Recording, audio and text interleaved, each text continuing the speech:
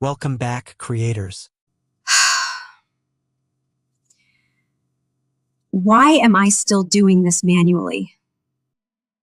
If you've ever wished your computer could take over the boring stuff, the endless clicking, the repetitive tasks, the why am I still doing this manually moments, you're in exactly the right place. In the last video, we installed Clawdbot, now known as Moltbot or OpenClaw, and got everything set up. If you missed that or want a quick walkthrough on how to install it properly, check out the video on my channel. Today, we're unlocking what these tools can actually do. Whether you're using Clawdbot, Moltbot, or OpenClaw, these aren't just scripts. They're full-on digital assistants. They can automate workflows, trigger actions, scrape data, run routines, and even help you build your own custom tools, all without writing a single line of code. Let's start by running Clawdbot with administrator permissions. On Windows, search for PowerShell, right-click it, and choose Run as administrator. Once the window opens, type the command, Clawdbot Gateway, and press Enter.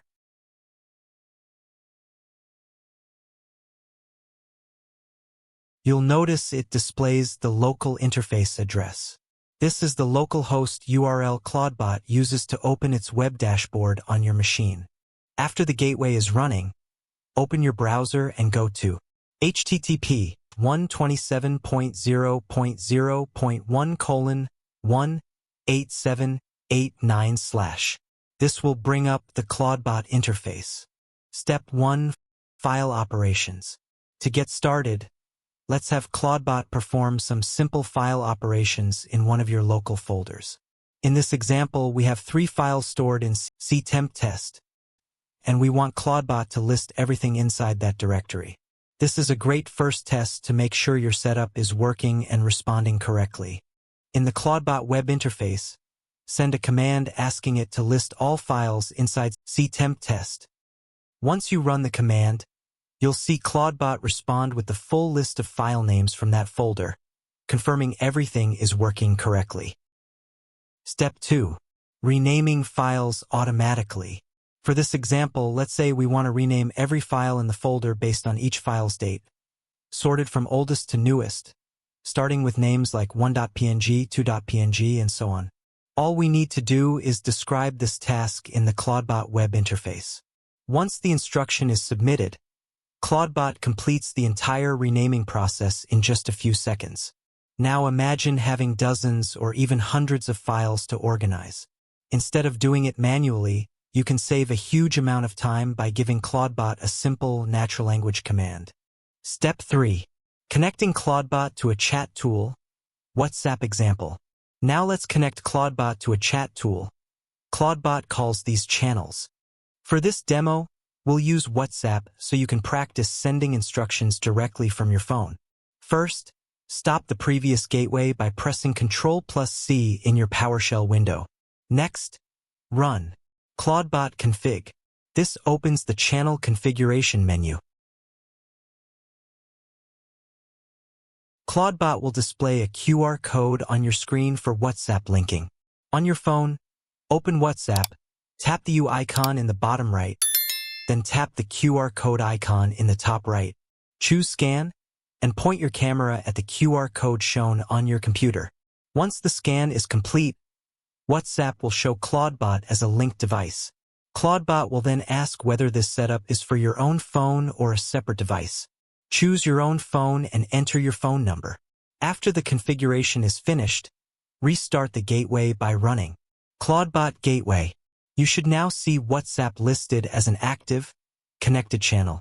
Open WhatsApp and send a message to your own number. Something simple like, "Hello, how are you?" Clawdbot will reply instantly.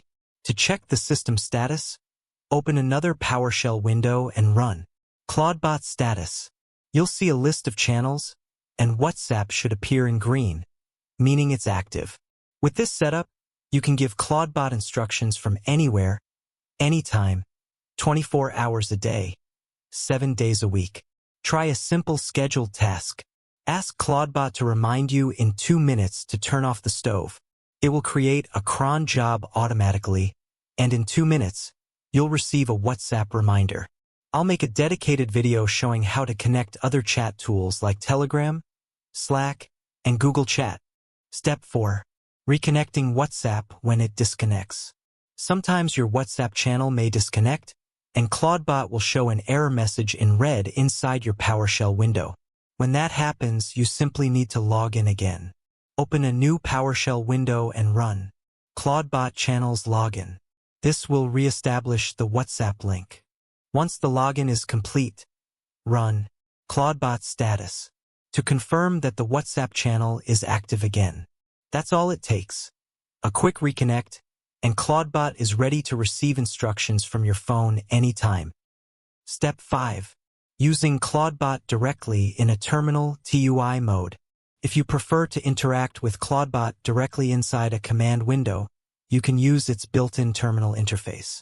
Open a PowerShell or command window and run Clawdbot 2a.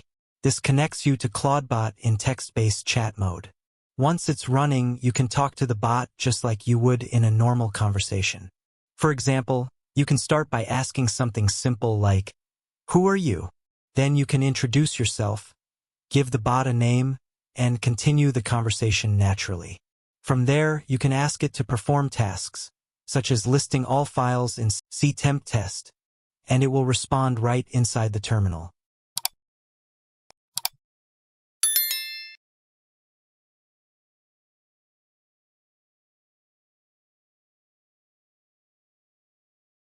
Step 6.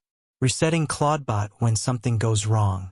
If your Clawdbot configuration ever gets messed up or you simply want to start fresh, you can reset everything with a single command. Run Clawdbot reset. Clawdbot will ask what level of reset you want. Config only. Config plus credentials plus sessions. Full reset. Choose full reset if you want to return Clawdbot to its original clean state. After the reset is complete, you can run Clawdbot onboard, install daemon, to walk through the setup process again from the beginning. Clawdbot will ask you to confirm that you understand the risks. Choose yes to continue.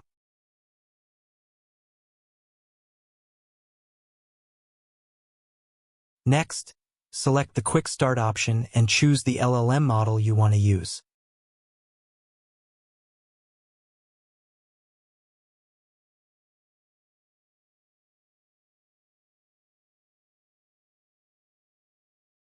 I'm using OpenAI for this demo, so I'm entering my OpenAI API key here.